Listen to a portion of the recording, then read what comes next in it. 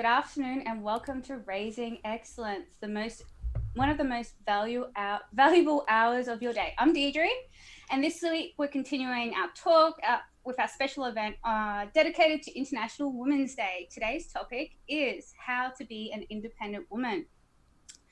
So I'm going to introduce our fabulous team. We have Agnieszka, our psychosomatic illuminator. Hello. We have Willow, our trauma consultant. Hi, everyone. We have Mike, our community conductor. Hello, everyone, and welcome to Raising Excellence. And we have Dennis, our freedom facilitator. We also have our special guest. Sorry, Dennis. All good. Hi, Dennis. We also have our special guest, Leia Cohen. Hi, everybody. I'm Leia. Yeah, this is Leia Cohen. I wanted to introduce you guys to her. She is a Tai Chi. She's an integrative. I'm an integrative health and movement coach. I have an online Tai Chi school where I teach people Tai Chi and Qigong. Called Tai Flow. Yes. And she is our consultant today for the International Women's Day, where we'll be talking about how to be an independent woman. And Leia is definitely the expert on that. It seems that I'm an independent woman. That's what people think. And it is Leia, just like Princess Leia. Yes, that's how it's pronounced. Okay. And if you're viewing us live or have any questions, feel free for any input. We've received some great feedback from you guys that we have mic issues, that our microphones are too much of a variance between us, and it makes it actually hard to view us. So we apologize for that. We're looking into fixing that for you guys. If you do have any feedback, recommendations for the show, or any criticisms, please message us on any of the platforms. So opening up our discussion for today around feminism, we're going to unpack it a bit deeper about independence and freedom. So opening up the floor, who are real strong women? Anyone want to grab hold of that one? But what do you mean by who? Like, you want to name them by name, or do you want characteristics? No, just like examples. Yeah. Like, what would that be? What does that look like? I don't really have very good role models. I was kind of struggling. I was kind of struggling with that too. There's so many. Well, what would you classify to be a strong woman? Well, yeah, I know a lot of strong women because I was at the school for integrative nutrition, and there were so many strong women there. And it's not about who, it's about what is a strong woman. What makes up a strong woman? You know, it's a woman who's able to earn her own money and to make changes in the world and help people become better people. And there's so many strong women.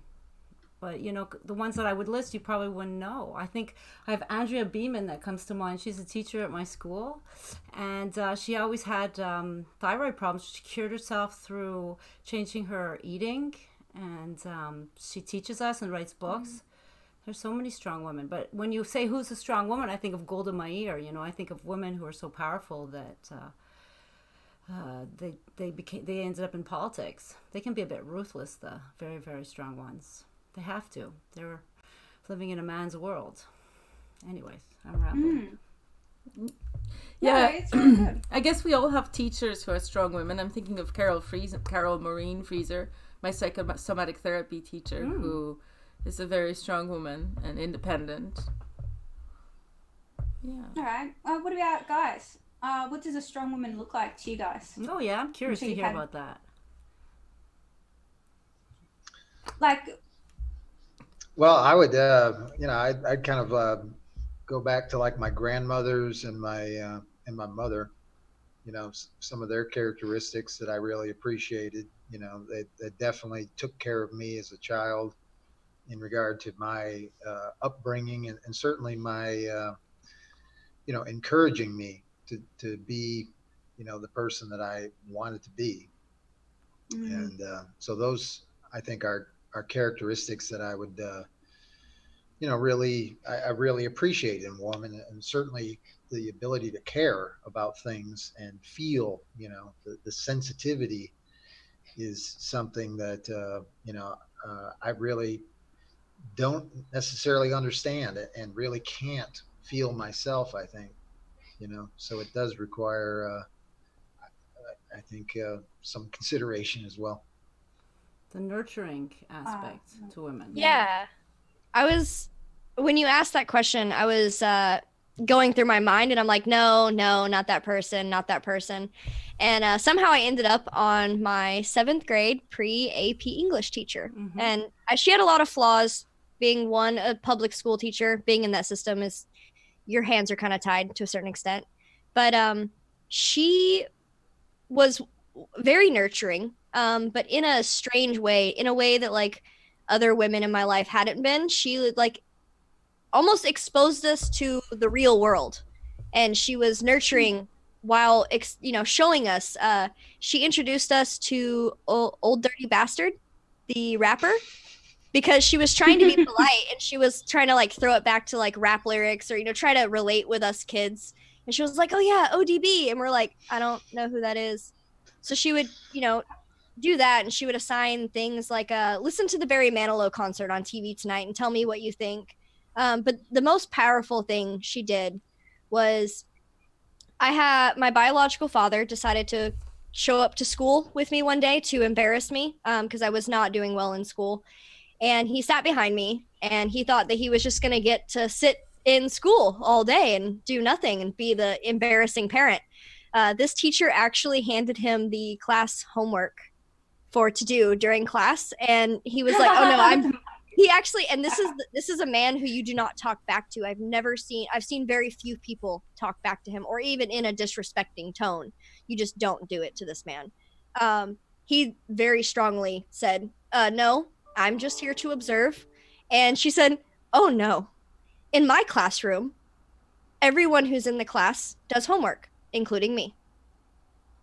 If you're going to be here, you're going to do this." And I have never seen that man shut his mouth so tightly and so quickly that he just sat there and like did the work. And I noticed in this woman, I was like, wow, she didn't have to yell. She didn't have to scream. She didn't have to go batshit crazy like a lot of women typically do. She just stood her ground softly, just very gently. She was like, "Oh no, sir, that's not how this is going to go." That's to me a powerful woman. Like, it's different from strength. It's not raging in your face. It's not threatening to pummel you into the ground and drop you on your neck. It's, I'm just not willing to do that, or I'm not willing to allow that. It's a different kind of, it's almost resilience. Like, it's the ability to stand there and not have to move your position or back away. Just stay in your ground. I'm done. I love that. That was really nice. A lot of thoughts came to my mind, and I saw a lot of women like passing by my images of women that had those qualities that you were describing. That I met. The first woman I thought of when the question was asked was my mommy. Like probably the woman that I know best or most like in this world, and one actually any mother I would say, like who brings forth life in into this world, that takes a lot of strength. And then if you're even in a position, you don't only bring forth children, but then if you put in a position where you actually lose a child, that takes a lot of strength as well.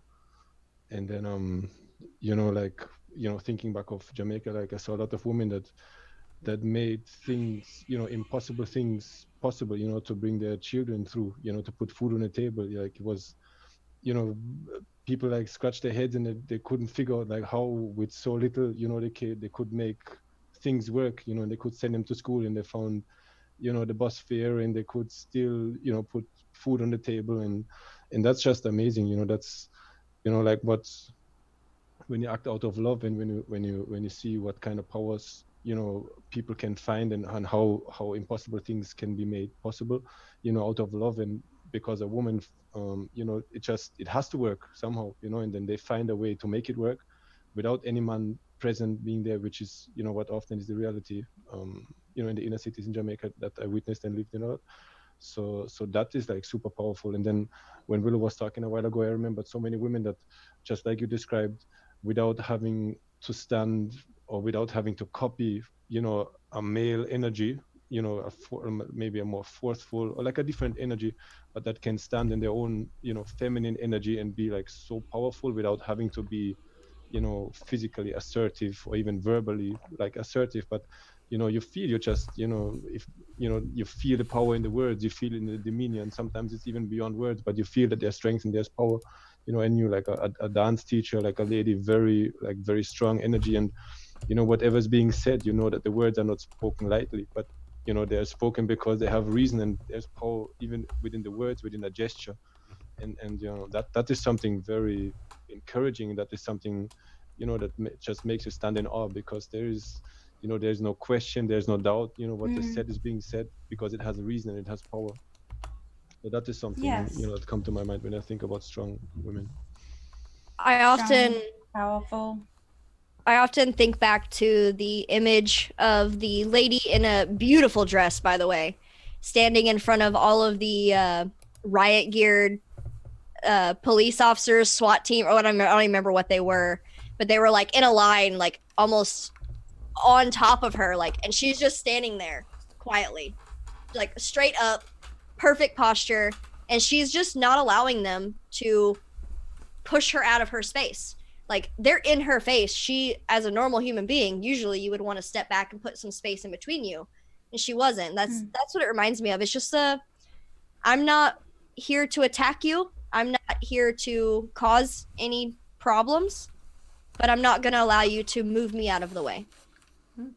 That was good. Let's see, my experience, I guess I was thinking of when Willow mentioned about the teacher. I had kind of an image come up when I was a child. So I can't remember, I don't even know this woman for the life of me, and I can't remember the situation, but I know that something happened. She came over to me, and like, she was like really beautiful, really soft, and she's like, oh, I saw what happened, like, is everything okay? I'm just like, I wasn't too sure what to do, and like, she talked to me, and then she sat down with me, and then like, I must have felt safe because I just started crying, and she's like, oh, it's okay. And like, I was, because I was taught, that I was being pestering by crying. So no, just let it all out. That was a really awful thing that happened. Just let it all out. I'm just like, I started like crying it all out. It's like, yeah, no, that was really hard, right? Yeah, and she's like cuddling me and everything. Now this stranger, I didn't know who she was. I must have been at some type of play group or something. That experience like has been with me my whole life, because it made me realize, oh, hang on, there's another way of being than what I currently see around me. There's people that I don't know that are being something else. So that was magical to me. And I was gonna say, that's a powerful lesson to learn as a child, that you can have in very intense feelings and walk out the other side. Like, that's like an adventure book to a child. They're like, I battled a dragon. In reality, you went to the grocery store and minded your own manners. But, that sense of allowing yourself to feel what you feel and then decide what you want to do with it, that is a true feminine power. I guess I shouldn't say that. It's not just a feminine power, but I don't know. I guess I lost my train of thought. True power. I would suggest that to stand in your own power is really the essence of it, right? Like, and that counts for men as well, because unless you don't tap in your own power, and unless you don't unveil the potential that is there, you would not have the ability to even impact your surroundings or the world you live in on a larger scale. So I would put out the notion that those strong women that we see, they are strong not only because they project something outward, but also because they have developed and found that strength within themselves and are then projecting outward what really comes from within. And I would say that counts for men as well. Yeah, absolutely. Well said. All right, we'll move on to independence. So what's the difference between, it doesn't have to be women, it can be men and women, a person who's being dependent and somebody who's being independent? So for me, go ahead. Oh, you go. No, go ahead. I was just going to. Okay, well, for me, that's taking responsibility for my life. That's kind of how would that look? Not counting on other people to solve your issues. Taking responsibility for yourself. And if I make a mistake, like, you know, I could make sure that I cover all of my bases. You know, this is the correct way to go. And if it's not, then kind of take responsibility for that and go, okay, wow, that didn't work out nearly as well as I thought it would. Okay, that's all right. I can cover it next time. That's what an independent person looks like to me, whether it's work or just living and just being. I agree with that. It reminds me, now of course my train of thought is going to run out of the station. Yep, go ahead and move on. I'll come back. It's okay. I'll come back to it. What about you? All What right. do you think is independent? An independent woman? An independent woman who's someone who can do her own thing. Someone who can get up and go where she wants to go and Whenever she wants to go. do what she wants to do, and she doesn't need anybody else to go do it. It's nice to have company, but if she doesn't, she just goes and does it.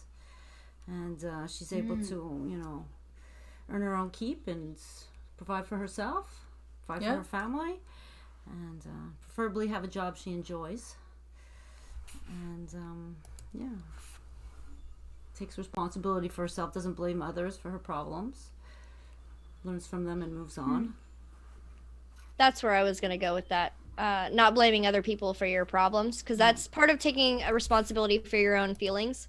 I struggled with this phrase for many years, not just in my own marriage, but with my friends, where I would say, you're making me feel upset or mad, angry, happy, whatever, you know, throw in whatever adjective you want in there. But in reality, no one is making me feel a certain way. I am feeling this way, and there may be reasons, but Agnieszka taught me this one actually as well, where you don't need someone to constantly agree with you. You don't need someone who will just let you do whatever you want to do without questioning you. I mean, not that they should stop you, but you need to have some sort of accountability in our life. And I think independent women and men surround themselves with people who, yes, provide comfort, but also provide that, no, I think you're slacking off a little bit, or I think that you may be unintentionally lying to yourself there, or maybe, you know, whatever the accountability is. Independent, I see independent women who have a group of friends who are just as independent as they are. If you want to know what somebody's like, you look at the 5 closest people to them. So if you want to, you know, improve your life and move forward, then look at who you're associating with, so that they guide you on that way, and you guide them. I like that you said closest people. That's kind of key, because we've all got acquaintances or people that we know. We don't necessarily, you know. That goes back to how are you spending your time? That was going to be something in my course about, like, how you spend your time and who are you spending it with. Who you spend your time with. Show me your friends and I'll show you who you are. Is a Jamaican proverb. What about the German one? Don't they have a word for it? You mean a saying or like a proverb? No, I'm just joking, because the Germans have a word for everything, and it's always like a word. You mean for independence, you mean?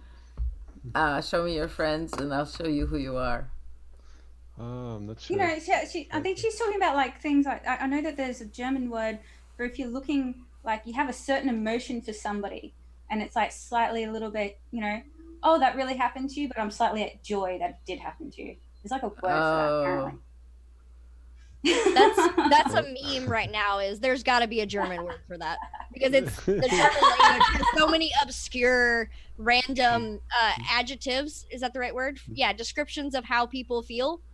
I have found so many words that I love in there. And yeah, but I do agree with you. Like, what's the German word for an ambulance? Krankenwagen. Krankenwagen. Why is it? What does that mean? What does that mean? But krank means Yes, to it be does ill or make to be sense. sick, and wagen in English would be wagon. Sick It would be wagon. like sick wagon. okay, Or Doesn't sick that make people's complete wagon. sense? I heard crank wagon, and I was like, what? Crank it up. No, but seriously, off seriously. topic though. Or off topic, I yes. struggle with independence. Let's go back to independence. Sorry. You're the one that brought us off topic. Of course, that's my job. Because if you would separate the word, then it would mean to be independent still. So that's like there was an interesting, like if you say independent, like whatever, like you have the Commonwealth, and then you have the former Commonwealth countries, and they're now independent, right? They're still, or are they independent still in a way? Because if you look close at structures, then you see that they're actually still depending on what was supposed to be, cut off ties or whatever. Is there any aspect in our society where humans can actually be 100% self-sustainable? I don't think so. You mean autonomous? Oh, autonomous is basic. That's a little different. I'm talking about like you need people. You need people to talk to for our social or our mental sanity. We need a community. So you can't ever be completely 100% isolated unless, you can survive, but it's not how we're supposed to be living. We're not meant to be completely alone. We're meant to be at least somewhat on a certain level social beings. I don't think the meaning of independence really is to be alone. One of the meanings actually is to be able to live well without labor, which I think is interesting. Another one is to be unbiased. No, hey, back up the train a little bit. To live what? Well, without labor. To live well without labor, which is which goes back to the 1700s, and there's an old meaning as well, which is unbiased, or to be set up as to be unaffected by outside influence, which is also interesting. Oh, that's good. See, I understand that, because if it's what I want to do, why would I consider it as laborious? Like my coaching and stuff, I do that naturally for like anybody. I have my whole life, and now I actually get paid for it. I got to study it. Like, it was very hard, but it was still completely enjoyable for me. So it wasn't laborious. So I kind of understand that. Well, if it goes to, if it goes beyond doing, then you're living it. Then you're not doing, but then you're being it, and then it becomes effortless, and then you're in the flow. What about Michael? I would just add in, as far as independence, the book, The Four Agreements, one of those four agreements, which is don't take things personally. I think, essentially doing the opposite of that is a real streak of independence. That being able to be yourself is a really a fine attribute, and certainly something that is demonstrated independently. When people can really identify a person as themselves, as the traits that they are, that are uniquely them. I think we've done a good job, or they've done a good job of being a person, Yeah. Or if they would go beyond personhood, right, and be centered in the self and who they truly are, and not identify with a person, or like I would see, like, it's was it last time that we talked about like acting, and so the personhood is the role that I play, and I accept that I'm playing this role, as a father, as a friend, as whatever role I'm playing, as a coach. But then there's something beyond that, and to not be caught up in the role, but to to play it still, but to not be caught up into to rest in beingness, in who we really are.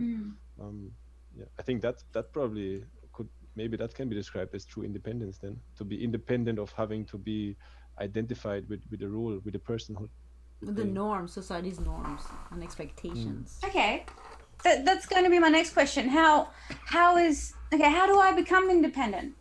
Like, I know what it is now. How do I get there? What makes you think that you are not right now? Oh, we gotta just do it.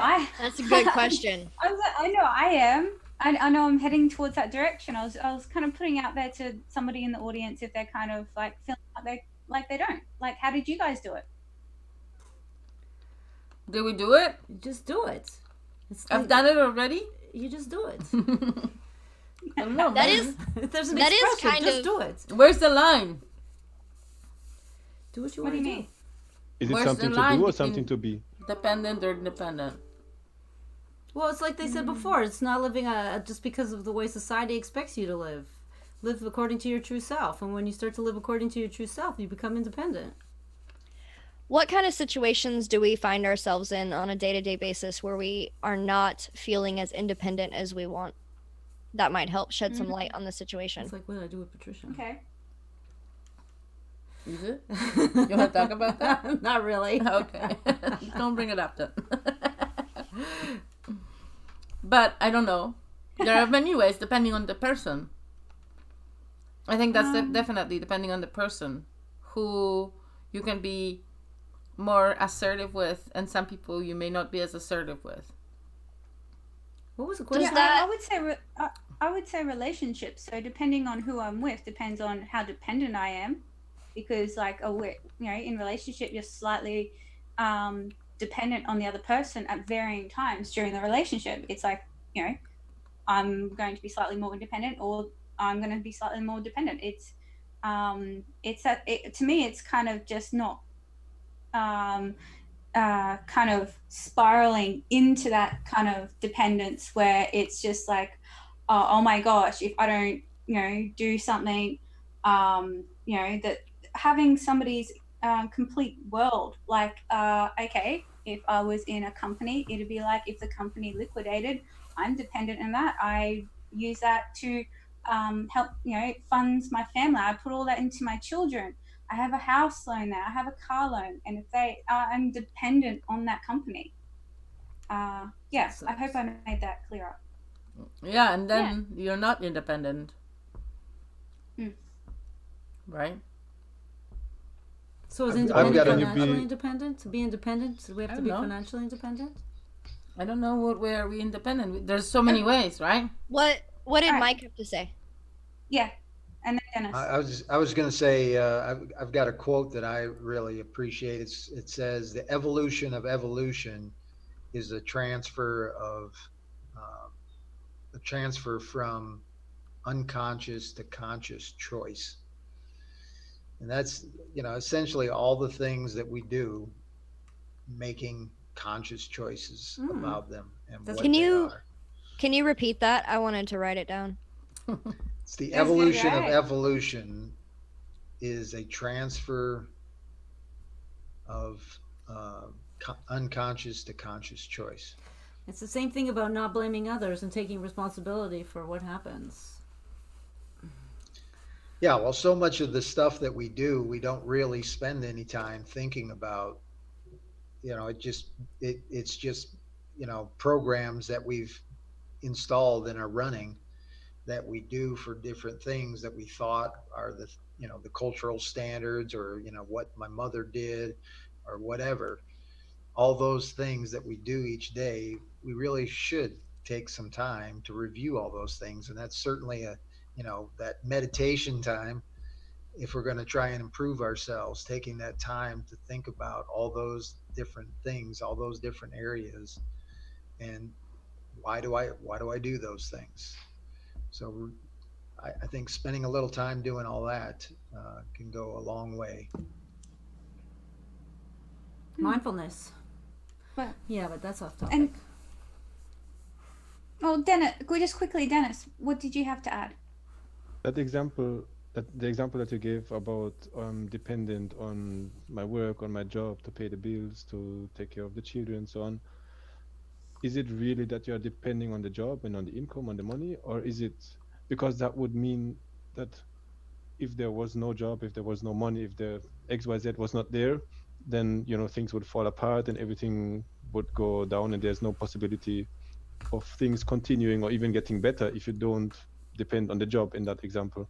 So is that dependence, is that something real, or is it something that's made up in your mind, really? And then that's why I said before, is being independent, is it something that you do, or is it something that you are? Is it something that you are already, but it's just covered up in all the the fear and the scarcity based thinking, and the mind, the noise of the mind that overlays it? Or is it something that's actually already there? So it's not something that you don't have already, that you have to get, like something new that you have to get or acquire, but it's maybe something that you already have and that you already are, but that's just under layers and layers of, different other things, and it's being kind of like veiled, and then in that sense, is it possible that without you even doing anything else, that you could see that, okay, like I have this job and I'm using the money and it's, it's all good, I'm using the money to pay the car and to give to the children and so on, but you can do that without feeling that you depend on it, because you might, however you call it, you might like, you might rest assured that life has taken care very well of you so far, and that whatever happens, if you lose the job, that something else will come up, even though you don't know exactly what it's going to be, but you can feel confident and you can feel reassured and you can be free of fear, that things will continue in some kind of way, whether better or worse, or however you want to label it, it's a thing. But so it's a different, it's a different perspective, without you having to change the physicality of the situation or quitting your job or like being attached to it. But you can take a different approach and a different perspective on things, how they are, without you having to even change anything in the physical world. We should make a meme out of that. I like that. How you said it. What? Oh my gosh, my brain's just gone blank. The changing perspective that it's okay. Life's got me. It's going to be okay. It's provided already. It'll be okay. Willow, I saw you leaning into your mic. Did you want to add something? Yeah, let me gather my thoughts real fast because I was focused on what you were saying. Let's see. It was about what Dennis was saying. It's okay. We can move. Oh, go. Go. Actually, no. It's tonight's Okay. just not the greatest for me. I apologize to the That's audience. okay. Maybe You're doing great. So what about mindfulness or gratitude? Are these kind of the fullness that we need, rather than kind of going into that scarcity, that dependency, even just mindset? Will that help? I would say yes. And that kind of led me back to what I was going to say about it's entirely possible to be dependent on, it's like it can be a feeling. You may not even be financially dependent on this job or say a spouse, but it's causing a lot of tension because you feel as if you are dependent. A tactic that I use with clients is to say, okay, if you lose your job, let's imagine that today you walk in to work and you just realize you've lost your job. Now have your moment to panic. What are you going to do next? And that giving them the moment to panic and then asking what's next, most of them will end up looking at me and be like, what do you mean what's next? What, like there is a next? I'm like, yes, there is a next. If you knew that when you walked into work today and you were going to lose your job, if you knew that and you could prepare for it, what would you do? And that gets them back into the mindset of, oh, I'm not actually dependent on this job. It feels like I am because I don't have anything else lined up. But if I line something else up, or I figure out where I can be dependent or more independent, I don't have to be as dependent on this. So it can be a mental game just as much as I literally don't have the money to move. I don't have the money to get a new job. I don't have a way to do this and I need help. That's where I'm at. I'm just like, no, you know what? Like, that's why I really understood what Dennis said. Dennis was just like, no, life is provided before, and kind of going, it'll be okay. And so it's kind of just like, no, it'll be okay. Just and it's also, go with it. I think it's important to have that thought that the universe has me, but also the universe does provide. I'm not saying that it doesn't, but you provided that too. It doesn't just provide for you if you're just sitting on your couch and you're not thinking about anything, you're not doing anything. The next step is to take personal ownership of that work where you provided for you. And then you get to stand on, I'm independent because I provided for myself. I know what to do and I can continue. It's the same, the metaphor that we were talking about in the Maleficent movies, where Maleficent says about her wings, she says they were powerful. They were so powerful, and I always trusted them to not let me fall. And that's kind of what makes the whole character as powerful as she is that she didn't have to depend on anyone else, man, woman, friends. She knew within herself that she could catch herself if she fell. And that I think is missing in a lot of our culture, men and women. That was well said. What about Agnieszka and Leia? What are you guys thinking about the conversation so far? Well, last time I heard you were mentioning, I heard something about gratitude and mindfulness. Yeah, Leia really practices mindfulness, but she is also very smart with her. She's very judicious with her time, I've noticed. Okay, well, is this about relating to how to be an independent person? Yes. Yeah. Sure. Well, I like the part where we was talking about taking action. You know, it's like you have to cultivate an abundance mindset, but you still have to have know where you're going and make a clear action plan to get there. And then I was thinking about Taoism and the Wu Wei, which is, you know, the non-action. So you have to know when to, you can't fix things, you know, and when to let them go. And so what to change that you can change, and the rest, you know, you just kind of accept it. So that, I don't know, somebody was saying something that made me think of that. But mindfulness, I think it's more the gratitude that's the powerful one, that having appreciation and gratitude for whatever happens in your life can bring you in abundance, I believe, because, you know, you're not coming from a scarcity perspective. So when you travel a lot. Appreciate so much. Yes. Like you go to all these different places and you move there for 3 months, for 6 months, right? Or a year. You just like live in a different country, right? Well, recently it's been shorter, but I have stayed in places for longer. You know, like and then, 7-8 years. And then you take kids with you, and you take your kids, you pack them up, and you go to a different country, and you live there for months on end, and you're fine. Well, is it scary? The worst part is I have a very bad sense of direction, so it takes me a couple months before I figure out where everything is. Oh, that's a relief. I'm like that as well. But it's so much fun. Isn't it more fun that way? I don't Sometimes like I it. just like to turn off. No. I love it. No, I don't like it. I love it because then you kind of get like a scenic view of everything. No. It's fun when you are like, oh, I was just driving to the park and I lost my way and now I'm just going to go explore. But when you have 15 minutes to get to a doctor's appointment that you've already rescheduled 4 times, yes, you're like, course, yes, why can I not remember this? I won't turn my GPS for that. But anyways, about starting in new places, there is a certain level of independence that you need to be able to do that. I know a lot of people who are stuck who would really like to move on, but they're stuck and so they don't. I think Michael might be able to talk to us a little bit about what happens when you move on and you unstuck yourself. And there's a certain part that you need to adapt. So there's, you need to be independent and to go and meet new people and create, a whole new social network. And you have to be independent because you're leaving your family behind, your friends behind, and you're moving to a new place. There's a lot Michael, of independence. Go on, what Michael. do you have to add about leaving and moving on? Well, I think it is difficult, but it is one of those things that you either decide and do, or you decide and doubt yourself. And that like it's not just yes and no, it's yes and actually doing it, or yes and faltering. And unfortunately, I think a lot of people falter because they start to doubt themselves as they go on a new path. That reminds me of hesitation.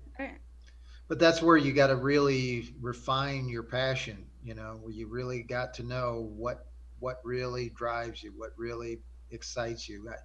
I think for me, there was times in my life where I was looking for that for years, looking for the drive that burned in my heart, And what did it for you? Yeah. Well, I like the passion, the talking about passion, because, in the beginning you were asking about strong women, and I think the strong women are the ones who are very passionate, that go after what they dream. It can be anybody, can be strong men as well, can have a passion and go after it. It's not compromising. Yeah, and you can certainly see it in the way that they operate. It's like one of the things is like people that like work. The people that engage in work that they love to do, you'll never hear them complaining at all, you know. And the people that aren't doing it, well, you hear a lot of complaining. But that goes back to not compromising. Yeah. But that should give people a clue, I think. If they are hearing a lot of complaining, then they're probably off the mark on where they should be, and maybe they need to focus a little bit more on what it is they really want to do. And So is that start what made doing. you leave your career and move to Mexico and become an independent person? Well, I think there's certainly introspection and reflection that gets you to the point that you have to, you know, start to make some decisions about the values that you have and how your life is being employed to meet those things. And at some point, it doesn't it isn't in line. You know, I can think of, like, my last one was essentially, should I be paying taxes, you know, and supporting the U.S. government when I know they're, you know, killing people left and right, and really making everybody's life on the planet miserable. You know, Well, and I can't do that. that's coming from somebody who used to be one of those people, right? Which is an Yeah, interesting juxtaposition. certainly. Yeah. So really coming to that conclusion, then, you know, then there is, like, do I doubt myself? I'm sure there are people that do doubt themselves when it comes to that kind of stuff. But the reality is, you know, like, when it comes right down to it, I just I can't contribute to killing people. I can't contribute to making people's lives miserable, you know, just to wave a flag or something like that. You know, I just can't do it. But that's kind of the conviction that you need, is, you know, but it's the same thing with doing something powerful that, like, is really you're passionate about. You know, for me, it's anarchapulco and anarchy, and practicing it every day. And, you know, I get to do that. And, it's exciting. I can do it 18 hours a day if I want. Yeah, it's not laborious. Well, that's the same Practicing thing. anarchy. Well, no, he works a lot for it. I mean, there is an event and everything. There's But an event for Well, practicing you can anarchy. call it voluntarism. It doesn't, just liberty mindedness. yeah, there are a Still a lot of practice. labels. That's It is a funny. practice, something that you have to. I mean, it's like a lifestyle and a mentality and values to live by. So I would agree with that. It is like when you're practicing anarchy. That's a good uh, analogy, Oh, I like description, that. description. Nice. My ex-husband was an anarchist. That's what he used to tell people. Yeah. He never followed anybody's rules. I learned from the best. It's not about the rules; it's about the ruler, right? Any Yes. of it. Any of That's it. It does not mean the actual etymology of the word. "And" means without. "Archy" means rulers, so it means without rulers, not rules. There are rules. I mean, if you drop a rock, it's gonna fall. That's a rule. It's called gravity. It's called Okay. a law of physics. Law. Well, there's a lot of rules that we do need to follow, and that's how we show respect for each other too. You know, and those are different based on culture and so forth. So all those things are rules that we follow, and we do it because we respect each other. We're trying to show respect for each other and respect each other's boundaries. And Could you tell me a little bit more about those kind of like rules for like being an independent person? It sounds like that. Okay, I need to take more responsibility for myself instead of relying on some outside force or authority to make those, to kind of clear way for those decisions. I have to make those decisions about those for me. So, can you tell me some, please? I'm interested. These rules of independence. You basically hit the nail on the head with that. I mean, it's respecting other people's property rights, taking accountability for your own actions. And I mean, those are the two principles that sum it up most for me. I'd just add, you know, it's interesting that, like, the anarchist movement is is in such that it is the circumstance that it is, but it's predominantly male, and that's I think another thing that it like the like a feminine influence makes the thing whole, and until Mm. that feminine influence comes in and makes it whole, it's really not going many places, Is because that it's logical, but it's not from the Well, see, heart. is it like a I've canoe I've with had some one people. oar that just goes in circles? Yeah. Yeah, Yeah. I think so. And see, I've had people like family mention that to me, like, oh, that there's a lot of men in your community. Like, don't you feel kind of overness? Like, I'm like, no, I've like never experienced that. If I have an idea, it's listened to and it's considered, and if it's a great idea, it's done. My work is considered like quality work. It's not considered, oh, okay, that's nice. Oh, is that a hobby or do you actually get money? No, it's actually considered real work. I'm considered as a human being that can contribute. I have, I don't know why the image is that it's not that. Like Mike was saying, like it's, I don't know why the questioning even came up. I guess maybe because that's maybe how it's sold in just like the general media. I'm That's not sure. yeah. Still That's skeptical. how any woman, and I generalize. I shouldn't. I need to stop. I need to get better at that. Many women encounter that same question, no matter what industry they're in, unless it's like healthcare or nursing, childcare. The general, like, oh, we understand that's what you do. Any female in the music industry gets asked that question. What is it like to be a girl in the music industry? What is it like to be a girl in the anarchist community? What is it like to be a girl? It's like, why don't you just be like, oh, what has your experience been? It's really, I don't understand why people think that it's such a big deal to be a specific gender and be doing things. Like, it doesn't make a lot of sense to me. Yeah. Isn't it because there's only one girl and maybe 25 guys, So they say, how do you manage it with all those guys? One at a time. I went to a talk once about No more than two. independent women. I went to a talk about independent women in New Zealand. Actually, at the Hang on. what was going on?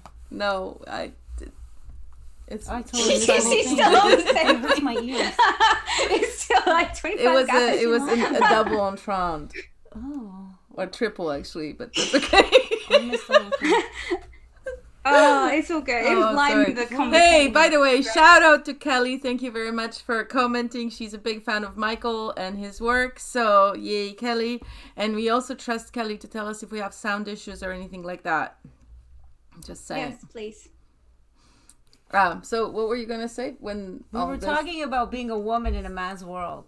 And? It's like kind of wraps it all up to the beginning when I was talking about Golda Meir, when you're talking about powerful women. And she had to be ruthless. All the women who rule have to be ruthless because they're a woman in a man's world. And so I was thinking about when I was in New Zealand and I went to the National Art Gallery, they're having a talk for independent women. So all these really independent, successful women got up to talk. And one of them was an accountant. And she was an older woman. And she said when she first started as an accountant, she was the only woman. All her peers were men. So I guess they say, what's it like? She was talking about what it was like to be a woman amongst all of these men. Yeah, that's it. Sometimes it's challenging, but sometimes it's But just I normal. like the way Michael said that it fills the holes and that without the women, it doesn't actually move forward. It's just a bunch of guys talking about anarchy and drinking beer. Or maybe not drinking beer, but whatever. Well, kombucha, probably. Yeah. Ayahuasca. There you go. That would be crazy. Yeah, come on. It's the natural stuff, Come on, it's Yeah. the good stuff. Okay. But anyways, the women are the ones that move forward, and then we can wrap that back into mindfulness that we were talking about. And that's a very interesting concept also, how women are the ones who really pushed forward the mindfulness movements. And there are men who practice it and are actually much better than a lot of the women. They manage the mindfulness better. Michael's the leader in this Yeah, group. but there's more women who live it and embody it, even if they might not be as good as the symbolic men who do it. But we are the ones that really got that movement started. Yeah, and often in relationships, like if a woman is into health food or something, she can really influence the guy. And, Not always. yeah. Well, Dennis, did you influence your woman as far as health food is concerned? Yeah, most definitely. Yeah. Like, she doesn't eat at all like what she used to eat when you first met her? No, and it is a process like for both of us. So I guess we come from far, because there's a difference in approach, obviously, between women and men in general. I think we discussed that like in the last show, but so I had to learn to maybe not be as pushy and to come from it from a different perspective. So because it can, well, if you come from it from the wrong angle, then instead of opening doors, it closes the door. And yeah, so that is a whole learning process in itself, which I think goes back to what we were touching upon, like the male and female principle, which we all incorporate, which is in all of us. So I guess if you don't learn how to balance it out within yourself, then the outside relationships will reflect that imbalance as well. So you can take that as, a different classroom, so to say, of getting the lesson. So yeah. Yeah, but Colleen is doing fantastic, and now she is a leader in the family because she's doing that intermittent fasting and being very successful at it. And you're like, I don't want to do that. So she's Really? surpassed you. No? Didn't you say that? I thought you said that one day. No, like I No. came up with it, and that like I was the one who first experimented with it and tried it on and off, and then without me actually like having to be pushy or saying or insisting or so, like she caught on. So that's like one of those situations when you realize that instead of pushing and bringing like all logical good arguments and science based arguments and stuff, it's like just like stop pushing, and then you actually notice that the door opens the other way around. But you have to stop pushing in order to notice that there's the other way around, that the door actually opens. Nice. Sorry, I thought you said that. All right. Oh, I have something to Is there say about anything that. else Actually. that we? Oh, Leia has something to say. Great. It Please. doesn't have to do with strong, independent Doesn't women, matter. but we were talking about closing doors, because I'm a nutritional health coach, and I have to be very careful what I say to people. They get extremely defensive. They don't want to change the way they eat. They like it. It's their habits. And so I discovered something along the way. It's the word should. If you're using the word should in a sentence, it's going to put them on the defense. So then you would say, well, from my experience, when I did intermittent fasting, I felt that it really improved how my general level of energy. But if you look at them and say, you're really, you're lethargic, you should do some intermittent fasting. And I'm just using that example because you were speaking of it. They'll immediately shut down. So you can only relate it back to yourself, and they can just make their own decisions afterwards. But go on. Oh, sorry. I thought I saw a pause and I was like, oh, there it is. Go. I wanted to comment on that because that's exactly what happens in IFS, internal family system, which is a model that I use with my clients, where if you try to get them to stop doing whatever habit they're doing, it doesn't matter how rational, logical, or even safety or how safe it is. They will always get really defensive. And I realized if you look at it from a part, so I use this analogy because it was in The Body Keeps the Score. Bessel van der Kolk had a client who was cutting herself, and he kept telling her to promise not to cut herself anymore, and got this part to promise all these things, and it just kept happening. So finally he gave up, and he was like, why are you doing this? What does it gain you? Obviously you're doing it for a reason. And it was actually a protective measure to keep her from losing her sanity. And you see this with body armoring, rapid weight gain when sexual interest is on the table. Their body will be like, no, eat everything in sight so that no one looks at you. And then when you try to get them to lose weight, they have more problems because that's actually a coping mechanism that is trying to keep them alive. And until you replace it with something else, you're threatening their only means of survival at that point, at least mentally. So I'm not following exactly what is it, the procedure then to get them to stop, asking them why? Yeah, basically you have to understand what is it doing for them. Are they okay with that? Are they open to any sort of change? They don't even have to believe it's possible. A lot of them will be like, well, it's not possible to change, so why even bother? Yeah. I just go with, okay, it's not possible. What if in a make-believe land it was? Would you be interested in that? And they almost always go, well, duh, of course. And that's the opening of getting that to imagine something else. Yeah. I can see how that also relates back to being an independent person, kind of just that questioning, just going, am I really open to this kind of responsibility? For me, it's yes. So, and I'm sure it is for all of you guys.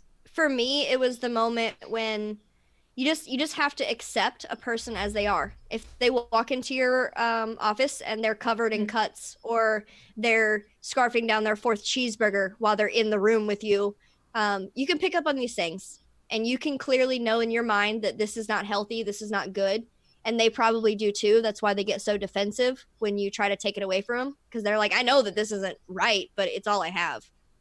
Yeah.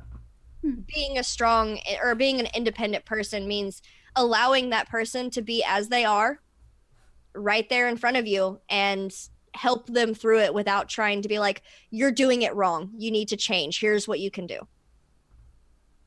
Well, now we're talking about, more like coaching. So it's not necessarily being strong and independent. It's about letting them figure out how to make Well, the for changes. me, it was really hard to not try to convince them that they should do something.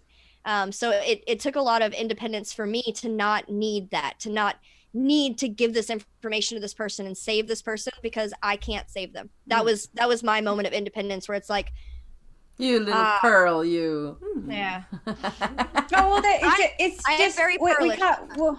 We've got different levels of clients. We've got a client who needs to take care of themselves nutritionally, and then we've got a different perspective saying, well, there could be something underlying why it still kind of keeps coming up. There's just different processes to help, because not every situation is black and white. I find that they're usually complex and layered.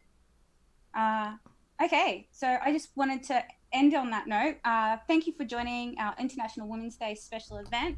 I would like to say a very special thank you to Leia for taking time out of her busy schedule to join us. Thank you very much, Leia. You're welcome. Leia. Doesn't matter. Leia. Princess Leia. Princess Leia. I just call her Princess. It Call me Princess. Names matter. They do matter, Leia. They do matter. So We will continue with our discussion on the topic tomorrow at Thursday. Let's see, 7 p.m. Eastern Standard Time. 7:30. Mondays. 7:30. 7:30 now. Right? Oh, didn't Or update 6, that. or is it? Yeah. That's right. Because we had a time zone change because of daylight savings. That's fun. For only half of us. That's fun. Yeah, half of us had a time, and then we had to pick up children from school. Anyway. Well, moving on. So the times are Mondays, Wednesdays, Thursdays, 7:30 p.m. Eastern Standard Time. Thank you for watching. We'll see you tomorrow. Bye. Bye. Bye-bye. Bye. Bye, everybody. Thank you. Thank you.